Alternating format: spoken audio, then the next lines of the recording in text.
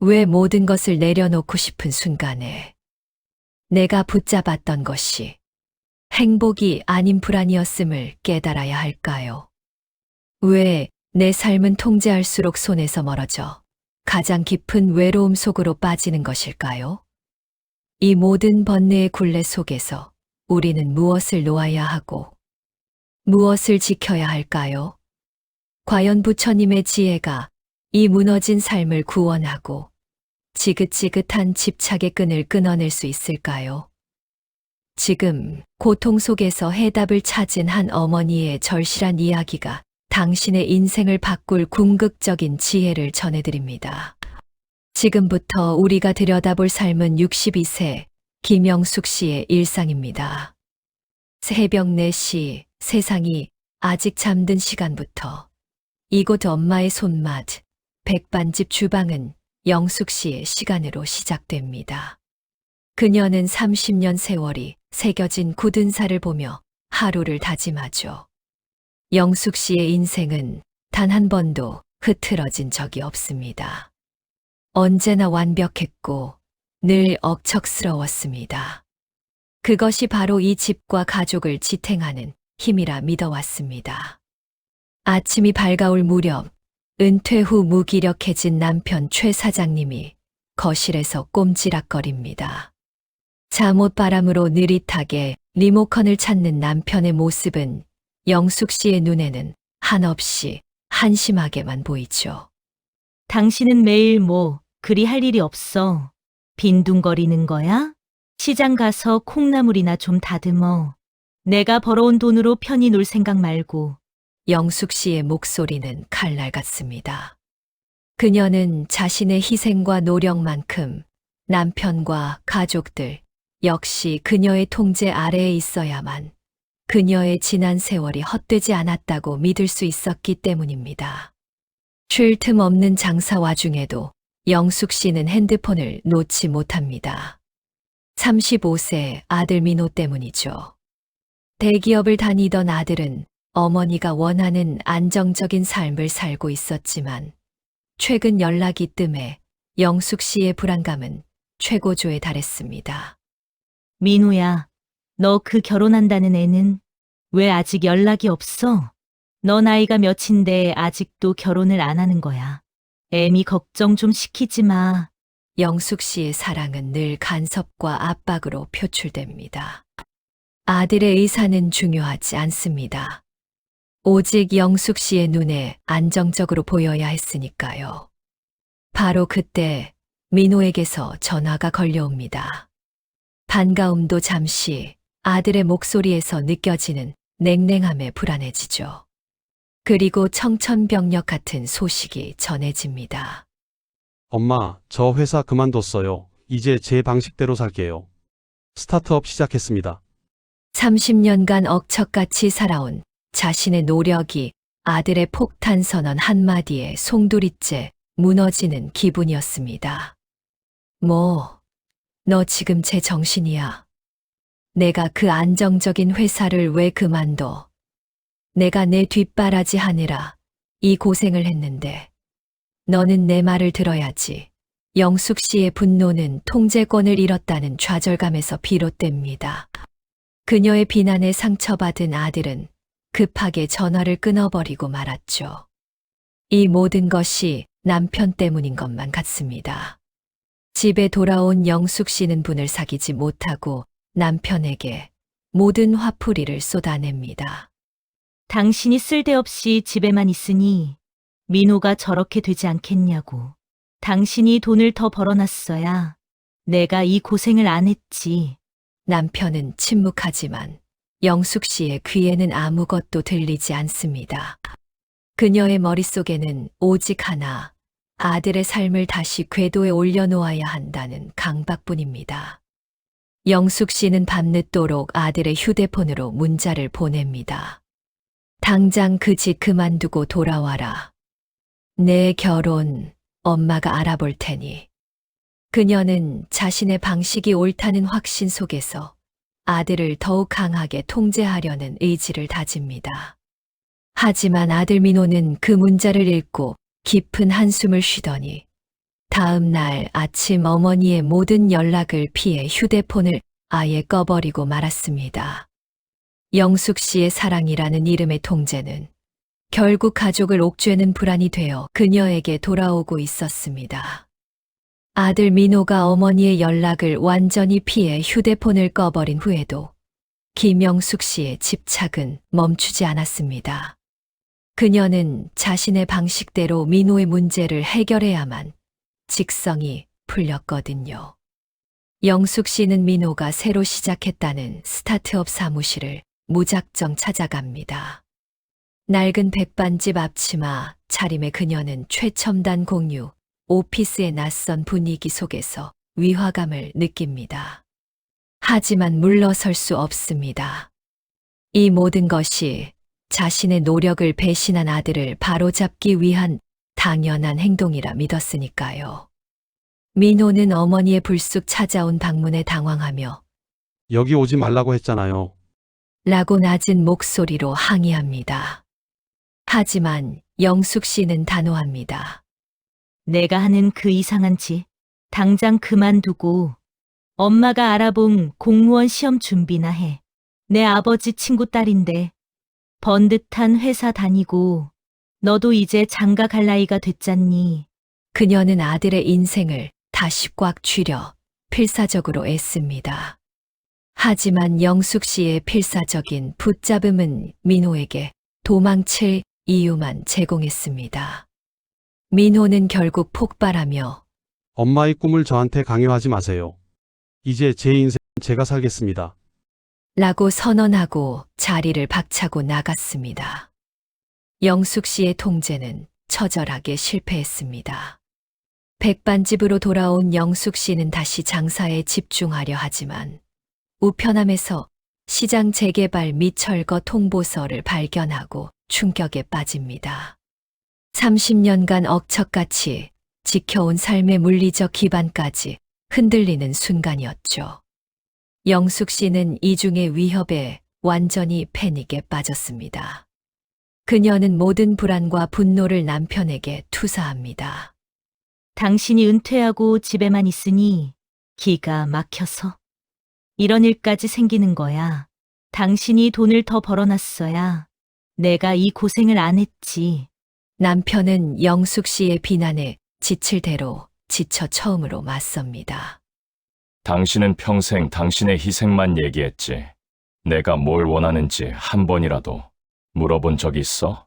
나는 당신이 꽉 쥐고 있는 삶이 버거워. 이제 당신도 내려놔야 해. 영숙 씨는 절규합니다. 내려놓으면 누가 뭘 해줘? 당신처럼 무능하게 살라고? 평생 읽어놓은 걸 내가 왜 놓아야 해? 두 사람은 격렬하게 다퉜고 남편은 짐을 들고 집을 나가버립니다. 남편마저 집을 나가자 영숙 씨는 모든 것을 잃을지도 모른다는 공포에 휩싸입니다. 그녀는 아들 민호에게 매달리듯 전화와 문자를 쏟아냅니다. 엄마가 잘못했어. 제발 전화 좀 받아. 하지만 민호는 어머니의 압박을 견디지 못하고 아예 휴대폰 번호를 바꿔버렸습니다. 영숙 씨는 텅 빈 집과 식당에서 혼자 남겨진 좌절감 속에 소주잔을 기울입니다. 그녀가 평생 쥐고 있던 사랑, 돈, 명예가 사실은 불안과 집착이었음을 어렴풋이 깨닫습니다. 하지만 아직 그 짐을 내려놓을 용기는 없습니다. 남편이 집을 나가고 아들과의 연락이 완전히 끊긴 지 며칠이 흘렀습니다. 김영숙 씨는 여전히 텅 빈 백반집에 앉아 있습니다. 그녀는 분노와 걱정이 뒤섞인 채 장사를 이어가려 했지만 결국 모든 것이 헛수고였죠. 바로 그때 경찰서로부터 연락이 옵니다. 남편 최 사장님이 길에서 쓰러져 병원에 입원했다는 청천벽력 같은 소식입니다. 원인은 극심한 스트레스성 질환이라는 의사의 말에 영숙 씨는 충격을 받습니다. 자신이 남편에게 쏟아냈던 잔소리와 집착이 그를 쓰러뜨렸다는 사실을 뒤늦게 깨닫지만 아직은 인정할 수 없습니다. 영숙 씨는 병실을 찾았지만 남편은 그녀를 보자마자 고개를 돌립니다. 아들의 연락처는 여전히 연결되지 않습니다. 영숙 씨는 자신이 평생 쥐고 있던 모든 것들, 즉 가족과 가게를 한 번에 잃을 위기에 처합니다. 그녀의 삶은 완벽하게 무너져 내리고 말았습니다. 문 닫은 백반집, 엄마의 손맛에 홀로 앉아 텅 빈 홀을 바라봅니다. 내가 이 손으로 이 가게를 30년을 지켰는데 이젠 내 손에 남은 게 아무것도 없네. 평생 쉬지 않고 움직이던 그녀의 두 손이 멈춥니다. 그녀의 마음은 고요하지 못하고 불안과 원망으로 가득 차 있죠.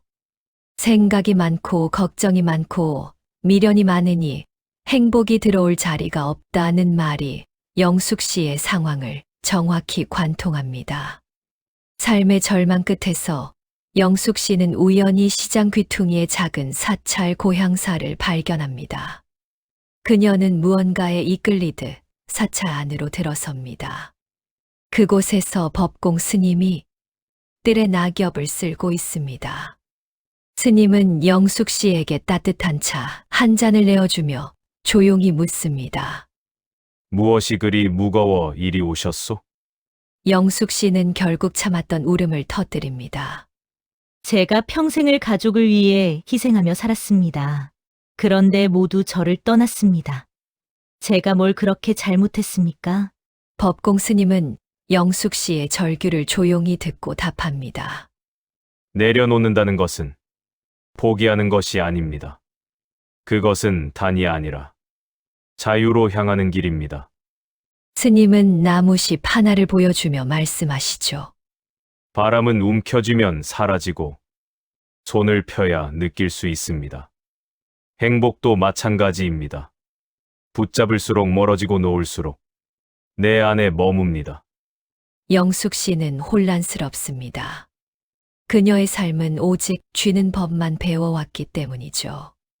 하지만 마음 깊은 곳에서 내려놓음이라는 새로운 선택지가 자리 잡습니다. 그녀는 절망의 끝에서 집착을 놓을지 아니면 계속 줄지의 중요한 선택의 기로에 서게 됩니다. 절망의 끝에서 돌아온 김영숙 씨는 이제 법공 스님의 가르침을 따라 쥐지 않음을 연습합니다. 그녀는 주방에서 재개발 통지서를 들여다보지만 이전처럼 분노하거나 좌절하지 않습니다. 이것을 쥐고 화낼 것인가 아니면 그저 흘러가게 둘 것인가를 고민하는 것이죠. 영숙 씨는 자신이 30년간 쥐고 있던 것이 욕심과 불안이었으며 그 무게가 가족들을 짓눌렀음을 비로소 인정합니다. 포기는 마음이 무너질 때 일어나지만 내려놓음은 마음이 깨어날 때 일어난다는 스님의 말이 영숙 씨의 마음에 깊이 새겨집니다. 가장 먼저 그녀는 남편의 병실을 찾습니다. 그녀는 이제 빨리 일어나라는 잔소리 대신 남편의 앙상한 손을 잡고 조용히 간병합니다. 당신, 내가 여태 당신한테 너무 짐만 지운 것 같아서 미안해. 이제 당신도 쉬어. 나도 좀 쉬려고. 영숙 씨의 진심 어린 사과의 남편은 놀란 눈으로 그녀를 바라봅니다. 그의 얼굴에 오랜만에 옅은 미소가 떠오르죠. 두 사람 사이의 묵은 벽이 허물어지며 관계가 회복되는 첫걸음을 떼게 됩니다. 그리고 가장 어려운 결심, 아들 민호에게 메시지를 보내는 일입니다. 이 메시지는 통제가 아닌 진심으로 아들의 삶을 놓아주는 용서와 믿음의 메시지여야 했습니다. 영숙 씨는 길게 고민한 끝에 짧고 간결한 문자를 민호의 바뀐 번호로 보냅니다. 민우야, 내가 하는 일이라면 뭐든 응원한다. 이제 엄마는 너에게 바라는 것 없다. 미안하다. 내 인생을 살아라. 이 자유의 메시지를 받은 민호는 스타트업 작업실에서 멈칫합니다. 그는 어머니의 압박에 시달리던 과거를 회상하며 눈물을 훔칩니다. 엄마가 드디어 나를 놓아주셨구나. 민호는 결국 어머니에게 전화를 겁니다. 여보세요. 오랜 단절 끝에 들려오는 아들의 목소리에 영숙 씨는 주저앉아 오열합니다. 영숙 씨는 비로소 사람을 내려놓을 때 자신이 보인다는 깨달음을 얻습니다. 가족과의 화해는 물리적인 문제에도 영향을 미칩니다. 영숙 씨는 재개발 조합 사무실에 찾아가 높은 보상금을 받으려 싸우는 대신 욕심을 내려놓고 합리적인 수준의 보상금을 받아들입니다. 더 많은 것을 얻으려 애쓰던 과거와 달리 이제 그녀는 단순함 속에서 마음의 편안함을 느낍니다. 아들 민호는 병실을 찾아와 아버지와 어머니에게 진심으로 사과합니다. 새 가족은 오랜만에 마음의 짐을 내려놓고 평화로운 미소를 짓습니다. 영숙 씨는 이제 자신의 남은 인생을 사랑과 평화를 얻는 데 집중하기로 결심하며 새로운 시작을 기대합니다. 김영숙 씨는 이제 더 이상 급할 것이 없습니다. 아들과 남편과의 관계는 평화로워졌고 시장 재개발 문제도 욕심 없이 잘 정리되었죠. 그녀는 30년간 억척스럽게 운영했던 백반집 엄마의 손맛을 깨끗하게 정리합니다. 평생 그녀의 삶의 목표였던 이 가게가 사라지는데도 그녀의 마음은 놀랍도록 평온합니다. 이제 그녀는 쥐고 있지 않아도 세상은 여전히 흐른다는 것을 알게 되었거든요.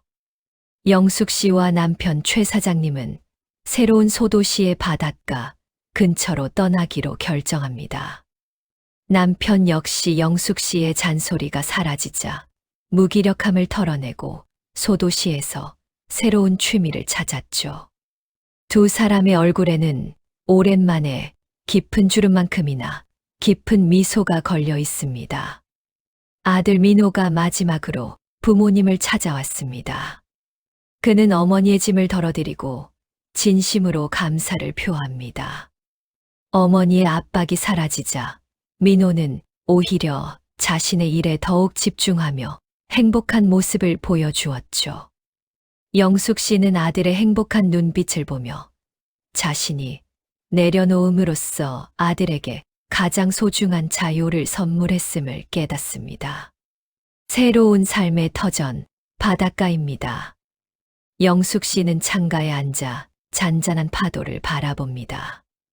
그녀는 더 이상 무엇을 해야 할지, 무엇을 쥐어야 할지 고민하지 않습니다.